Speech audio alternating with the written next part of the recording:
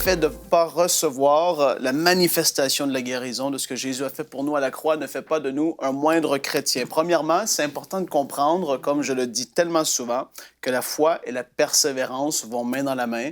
Il y a vraiment une lutte, un combat de foi qui doit être mené parfois. Parfois, c'est instantané et ça, on dit « Yes, hallelujah », mais des fois, c'est par la persévérance que ça va se faire. Ceci dit, beaucoup de personnes, ça fait des mois, parfois des années qui luttent avec la maladie.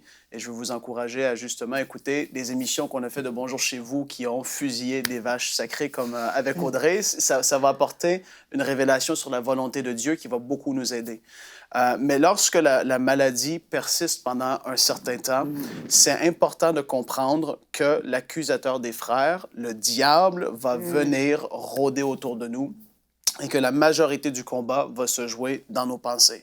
Et ça, il faut vraiment faire attention à ce qu'on va laisser entrer. Il faut faire attention et prendre vraiment autorité sur nos pensées qui vont être là. Et non seulement le diable va venir rôder, mais il va y avoir des personnes aussi autour de nous, des gens qui nous aiment parfois, mais qui vont venir.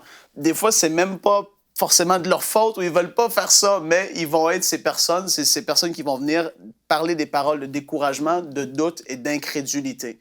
Et ça, il faut tellement faire attention à ça, parce que non, on n'est pas un moindre chrétien. Il y a beaucoup cette impression de honte où on veut même pas forcément le dire à une ou deux personnes. Tu sais, je lutte contre une maladie parce qu'on veut pas passer pour cette personne qui n'a pas de foi. Ça, c'est faux. La parole de Dieu est claire. Nous avons reçu de la foi. Et puis, la Bible dit même qu'avec un petit peu de foi, tu déplaces des énormes montagnes. Mais parfois, il y a juste des déclics qu'il doit y avoir dans nos pensées.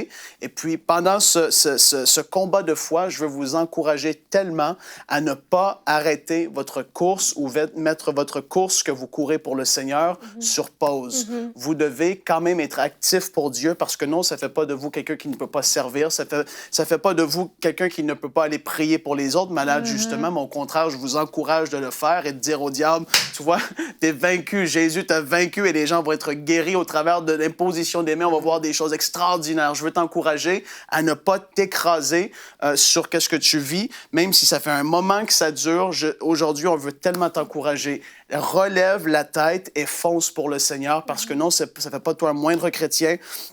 Au contraire, sois persévérant dans la foi et tu vas voir de grandes choses parce que la parole de Dieu dit que Dieu, ses promesses pour ses enfants sont oui et amen et que celui qui a fait la promesse, il est fidèle. Et tôt ou tard, c'est obligé de se manifester. Soit comme cette personne, tout comme Jacob, lorsqu'il a lutté avec Dieu, il n'a pas voulu se décrocher. Il a dit non, je ne vais pas arrêter jusqu'à ce que tu m'aies béni. Et toi, sois cette personne qui va dire « Je ne lâche pas le morceau parce que Dieu, tu as dit dans ta parole certaines choses me concernant.